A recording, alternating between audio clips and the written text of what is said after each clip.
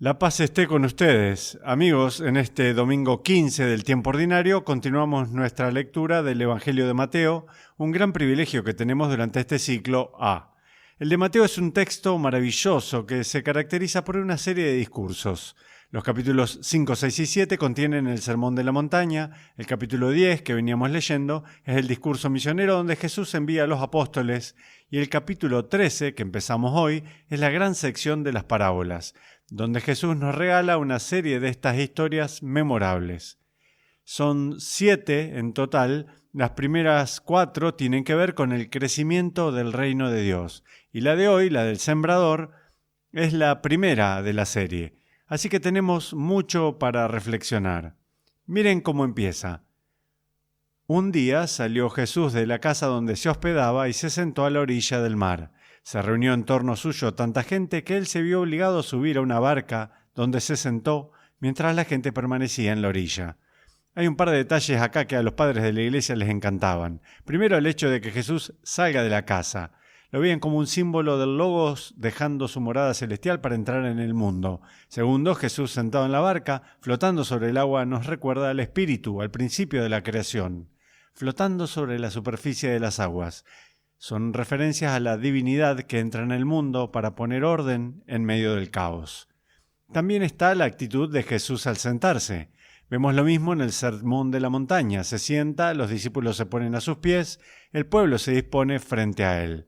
En el mundo antiguo, estar sentado era la posición típica del maestro. El maestro se sentaba, la gente se acomodaba a sus pies. Lo mismo aquí. Al sentarse en la barca, Jesús asume la postura de maestro y proclama esta famosa parábola: semillas que caen en el camino, en terreno pedregoso, entre espinas y en tierra buena. Lo primero que llama la atención es lo extraño que es este sembrador.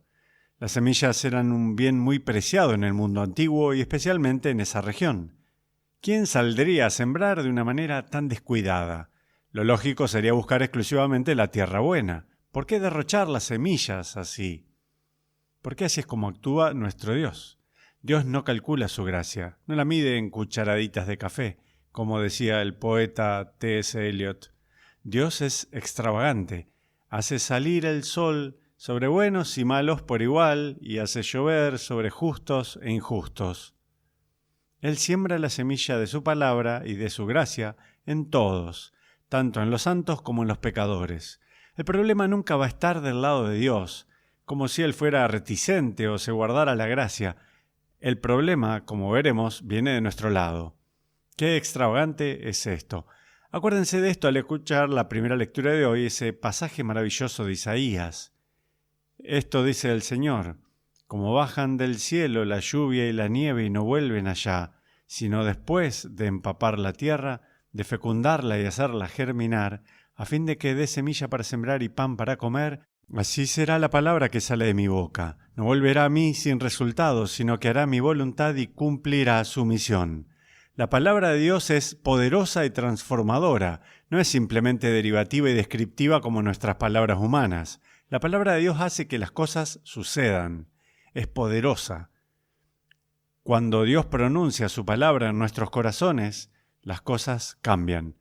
Ahora, como vemos en la parábola, ¿podemos bloquear esa palabra? ¿Podemos ponerle obstáculos para evitar que eche raíces? Sí, podemos. Ahí está el drama, si se quiere, de la vida espiritual.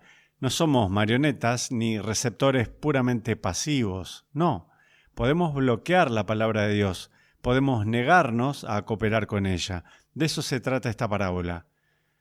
Algunas en el camino, otras en terreno pedregoso, entre espinas y en tierra buena. Esta es una de las pocas veces en las que el mismo Jesús nos da la interpretación.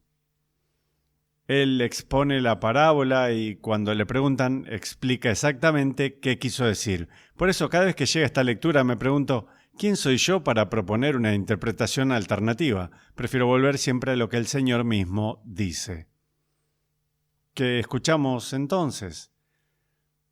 Primero, la semilla sembrada en el camino representa al que escucha la palabra del reino, pero no la entiende.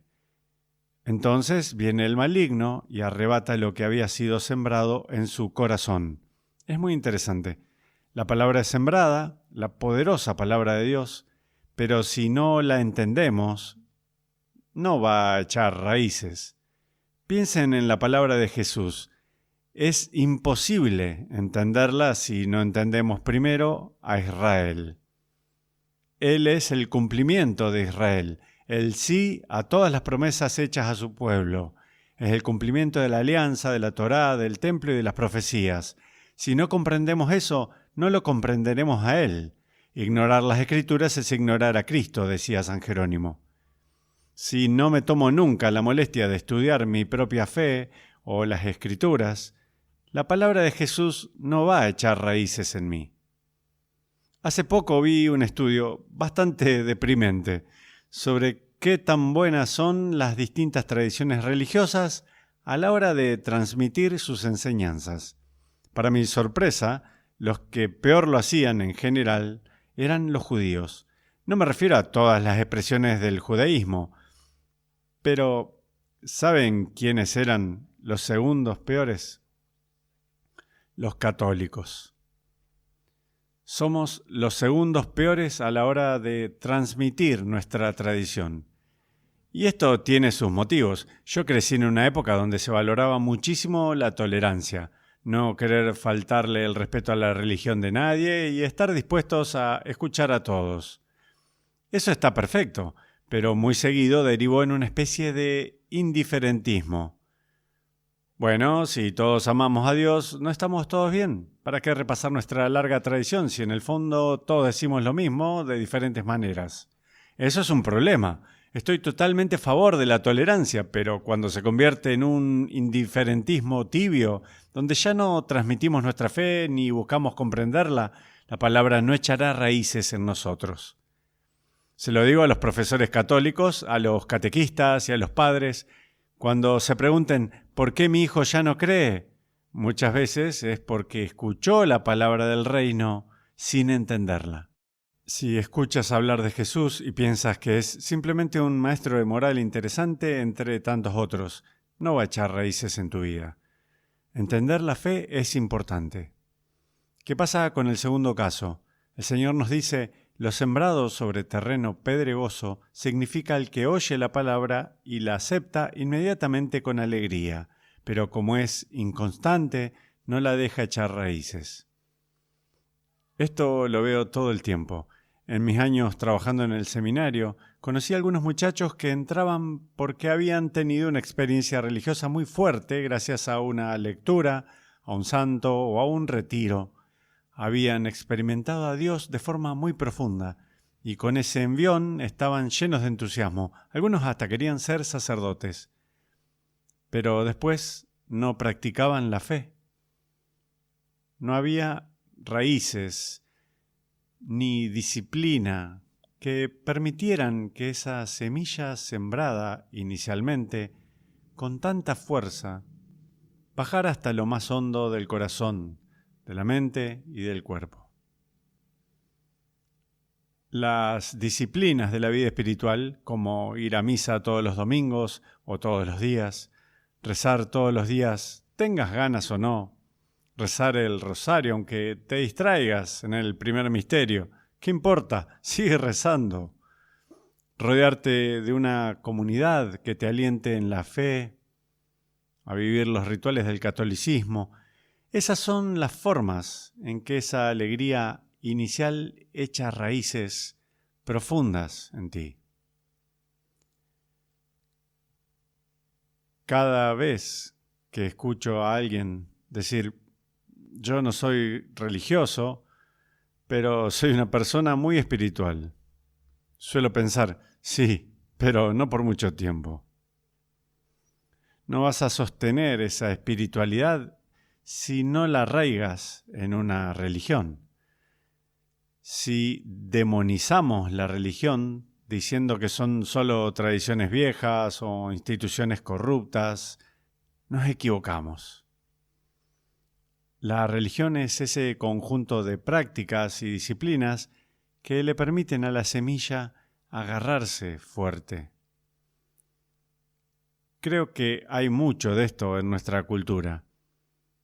Oye la palabra y la acepta inmediatamente con alegría. Conozco gente que tal vez en internet escucharon a un orador, fueron a una conferencia y, oh, es intrigante, me encanta eso. ¿Y vas a misa los domingos? No. ¿Rezas a diario? No lo hago. ¿Ejercitas las obras de misericordia? No me ocupo de eso. No soy religioso, soy espiritual. No por mucho tiempo. ¿Qué dice Jesús a continuación? Apenas le viene una tribulación o una persecución, que siempre llegan, siempre, no algunas veces, no típicamente, siempre. Las dificultades y persecuciones vendrán, y si las raíces no son profundas, tu espiritualidad no va a aguantar. El tercer ejemplo es la semilla sembrada entre espinas. Es aquel que oye la palabra, pero las preocupaciones de la vida y la seducción de las riquezas la sofocan y quedan sin fruto. Hay personas que reciben la palabra, la captan y es poderosa, pero no logran mantener el foco ni las prioridades. La palabra de Dios tiene que ser el eje central que define tu vida. Conocer la voluntad de Dios, la mente de Dios y actuar en consecuencia debe ser el ancla y el centro de todo lo que hagas. Sin eso, te perderás en una cacofonía de voces que se contradicen y de inclinaciones internas que te arrastran. Por eso Jesús habla de las preocupaciones de la vida y la seducción de las riquezas.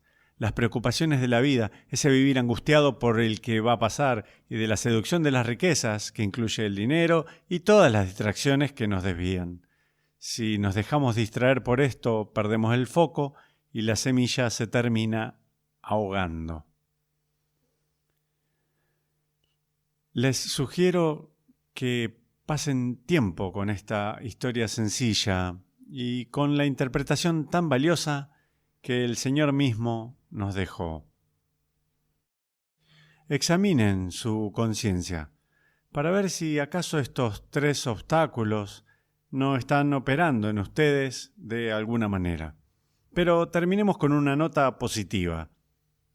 ¿La semilla cae también en tierra buena, donde echa raíces profundas y dice el Señor, da fruto al 30, al 60 y al 100 por uno? Sí.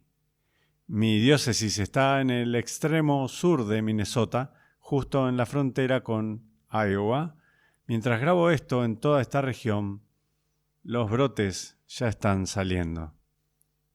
La región tiene una tierra excelente que produce frutos hermosos y abundantes.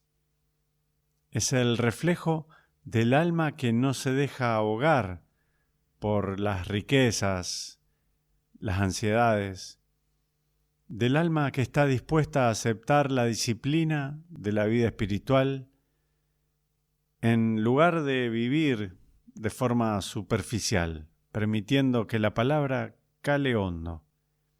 Esa es la tierra buena.